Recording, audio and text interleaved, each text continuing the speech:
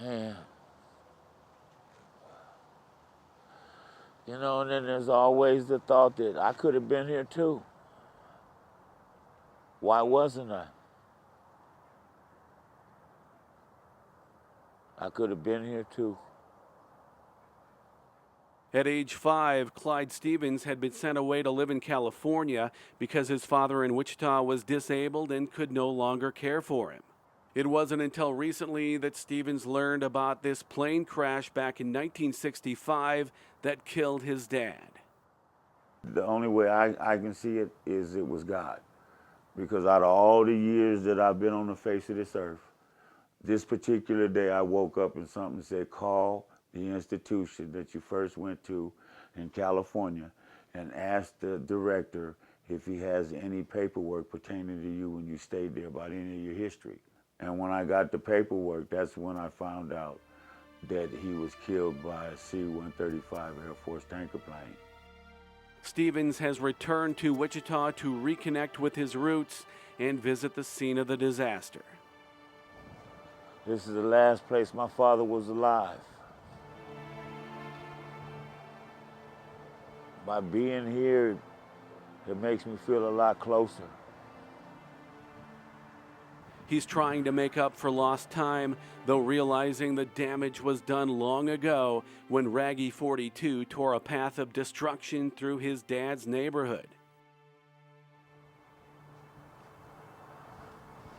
Straight down through here. You just picture a trail of fire.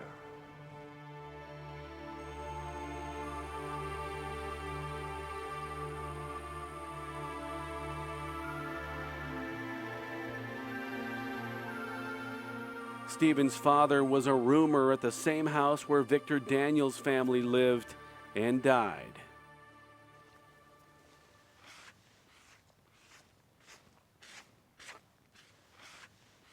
Yeah, this is it. Okay, this is Tracy Randall, Claude Daniels, and Mary Daniels. I used to come out here as a kid, sit out here and get drunk or cry or whatever I did. We had one funeral that day for all three of them.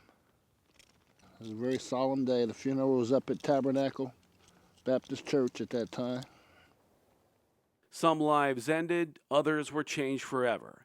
Daniels finds himself asking, what if that jet wouldn't have crashed 50 years ago? I've always thought, well, would I turned out to be an alcoholic if my grandmother would have had some input on how I grew up? Never knew, you know, but I can't hold that against anybody.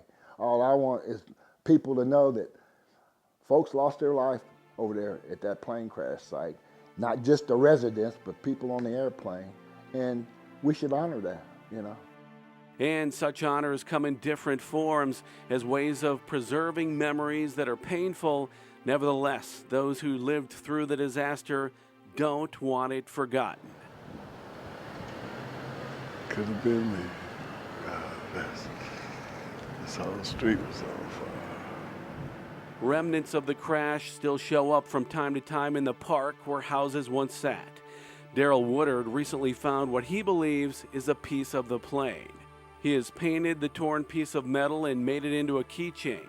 Just last year, Woodard also found this corroded 1964 nickel on the ground that was once soaked with jet fuel and consumed with fire in 1965.